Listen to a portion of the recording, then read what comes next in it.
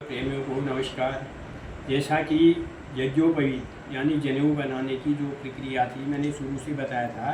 सबसे पहले हमने पूर के त्रिगुणित करते हुए सूत के धागे को त्रिगुणित करते हुए ये हमने तैयार की थी। उसके बाद जब ये हो गई थी तो उसके बाद फिर हमने इसमें ये तकली में जो है इसको कताई करी थी और कताई करने के बाद फिर हमने त्रिगुणित करते हुए ये जो है ये बटाई कर दी थी। बटाई करके फिर इसको जब त्रिगुणित किया और त्रिगुणित करते हुए बटाई करी। अब जो है अंतिम चरण इसका चौथा चरण यानी अंतिम चरण। अब इसको हम ब्रह्म ग्रंथि लगाएंगे। तो ब्रह्म ग्रंथि लगाने के लिए देखिएगा जो हमने ये बटाई करके रखी थी इसको देखिएगा बड़े गौर से कैसे इसमें ब्रह्म ग्रंथि लगती है। सबसे पहले ये सिरे में हम एक गांठ लगा देंगे। ये हमने गांठ लगा दी यहाँ पर ये उसके बाद हम इसको ऐसे हाथ ऐसे करके देखिए ये ऐसे करके इसका ये फंदा तैयार कर देंगे। ये हमने यहाँ छोड़ दिया। उसके बाद ये दूसरा सिरा लेंगे। इसको हम यहाँ से ऐसे घुमा करके ये इधर डालेंगे पहले ये, फिर ऐसे पीछे ले जाएंगे, फिर इधर से एक बार इधर से और एक बार इधर से हम इसको डालेंगे।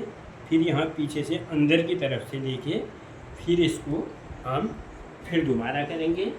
दोबारा फिर वही प्रक्रिया होगी। ये ऐसे पीछे से लेके पहले इधर से हम ये फंदे में डालेंगे, फिर यहाँ से पीछे से, फिर इधर एक बार इधर और एक बार इधर, फिर ये अंदर की तरफ से फिर यहाँ डालेंगे तो फिर इधर कर देंगे। तो यहाँ करते हुए फिर ये जो दूसरा सिरा है इसमें भी जैसे पहले सिरे में हमने गांठ लगाई, इसमें छोटी सी एक गांठ इसमें हम लगा देंगे। ये गांठ हमने लगा दी। अब इसको और इस सिरे को, ये दोनों सिरों को हम मिला देंगे आपस में और मिला के जो है फिर एक गांठ लगा देंगे ताकि ये दोनों सिरे जुड़ जाएंगे। अब ये देखिए इसमें हमने गांठ लगा दी। अब इसको यहाँ से डालते हुए 3 पल्ले बन गए हमारे। 3 पल्ले इधर और इसको यहाँ से हम निकाल देंगे हाथ से। ये 3 पल्ले यहाँ छोड़ देंगे। अब इसमें जो पल्ला छोटा बड़ा हो रहा होगा तो ऐसे इसको हम ऐसे घुमाते हुए ये हम करेंगे ताकि उसमें कोई छोटा बड़ा न हो। जो पल्ला छोटा बड़ा रह गया होगा तो वो सही आ जाएगा। कहीं बट पड़ी होगी बल पड़ी होगी उसमें तो वो भी सब खुल जाएंगे। खुलते हुए ये हमने ये बना दिया। अब इसको देखिए कैसे ब्रह्म ग्रंथि लगती है। बहुत महत्वपूर्ण है जनेऊ का। सबसे महत्वपूर्ण पड़ाव जो है यही है। देखिए ये हमने यहाँ से गांठ पकड़ दी और इसको हम धीरे धीरे धीरे धीरे इसको खिसका रहे हैं और यहाँ पर इसको पकड़ लिया और इसको हमने ऐसे ऐसे खिसकाया तो ये जो है ये ब्रह्म ग्रंथि लग गई। अब इसको कोई भी आदमी कितनी ही कोशिश कर ले बिना तोड़े हुए ये ब्रह्म ग्रंथि नहीं खोल सकती है। ये इस तरह से हमारा 3 पल्ले का ये जनेऊ तैयार हो गया। फिर इसी प्रक्रिया हम दूसरे 3 पल्ले के लिए करेंगे। वही प्रक्रिया है जैसे हमने पहले की। पहले इसको पकड़ लिया, यहाँ पर एक गांठ लगा दी छोटी सी ये सिरे में इसके। उसके बाद फिर ऐसे हाथ करते हुए ये दाहिने हाथ को ऐसे इसमें एक फंदा बनाएंगे। ये फंदा बना दिया। इस सिरे को हमने यहाँ अंगूठे में सपोर्ट दे दिया, इसको यहाँ रुका दिया। ये हमारा ये सिरा रुक गया। अब दूसरे सिरों को पकड़ेंगे। वही प्रक्रिया जैसे शुरू करी, ऐसे पीछे से ले जा कर के यहाँ से ऐसे लाएंगे इस फंदे को, फिर यहाँ बाहर की तरफ से, फिर जो है इधर से पहला फंदा और इधर से दूसरा फंदा, फिर ये अंदर की तरफ से ले जाते हुए फिर हम नीचे ले जाएंगे अंगूठे में। फिर इधर से फिर वही प्रक्रिया जैसे पहले करी पूर्ववत।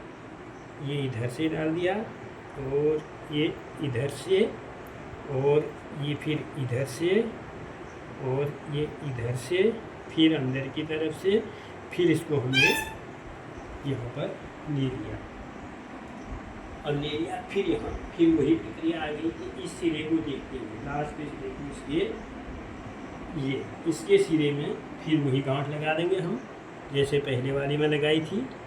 यहाँ पर ये गांठ लग गई, ये लग गई। उसके बाद ये इसको पकड़ते हुए इनके दोनों सिरों को मिलाते हुए बिल्कुल बराबर में मिलाना है। और यहाँ पर फिर हम ये गांठ लगा दी हमने, ये लगा दी। फिर इसको वही देखिए इधर से डाल के ये 3 पल्लों को पकड़ लेंगे यहाँ, और यहाँ से इसको निकालते हुए इसको ये ऐसे अगर उठाएंगे तो जो भी पल्ला छोटा बड़ा होगा वो अपना बराबर आएगा।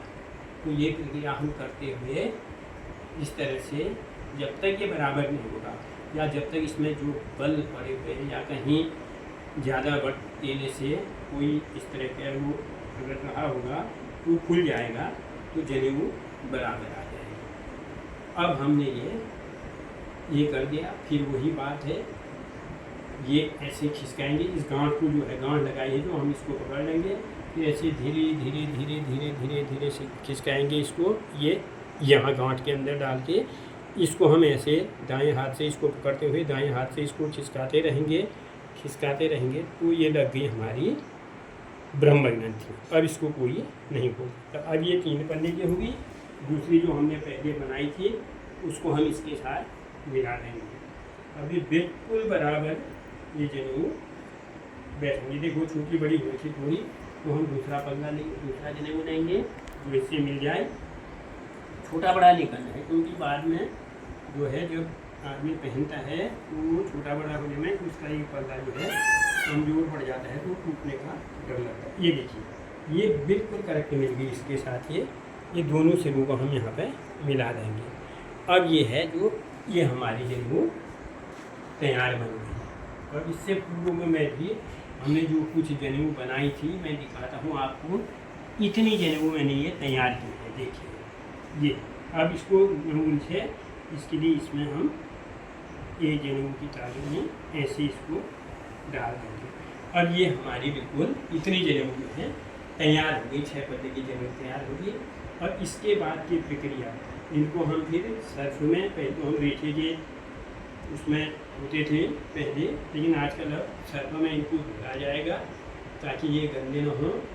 जो भी गंदगी होगी इसमें निकल जाएगी, क्योंकि बटाई में हाथों से गंदगी हो जाती है, कटाई में गंदगी हो जाती है। इनको हम इस तरह से फिर सर्फ में धो करके फिर हल्दी में या पीले रंग में इसको रंगा करके ये हमारी तैयार जनेऊ बन गई।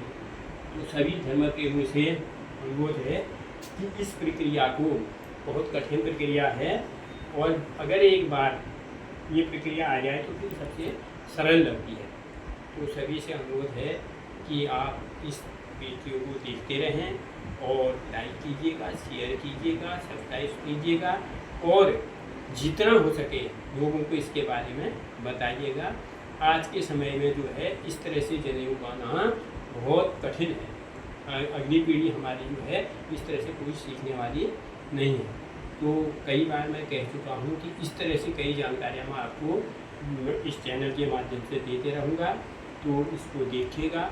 सभी लोगों को मेरा बहुत बहुत धन्यवाद। जय श्री राम, जय महादेव।